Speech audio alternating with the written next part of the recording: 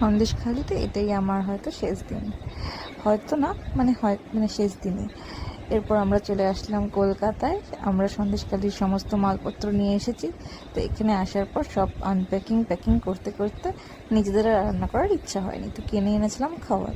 কোথা থেকে কিনেছি, কত দাম নিয়েছে, এই সমস্ত কিছুই আমি আমার বড় ব্লগে বলেছি।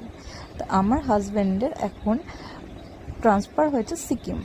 তো আমরাও এখনও জানি না সিকিমের ঠিক কোন ব্রাঞ্চে ট্রান্সফার হয়েছে। তো সে ফার্স্টে রিজিয়ন অফিসে মানে হচ্ছে গ্যাংটকে জয়েন করছে।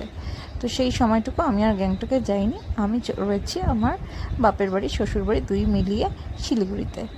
তো আমরা আজকেই সমস্ত কিছু প্যাক করে কলকাতার অল্প কিছু উঠিয়ে, বাকি তো প্যাকার্স মুভার্সই করবে, কিন্তু আমরা নিজেদের প্রয়োজনীয় জিনিসপত্র গুছিয়ে নিয়ে চলছি শিলিগুড়ির উদ্দেশ্যে।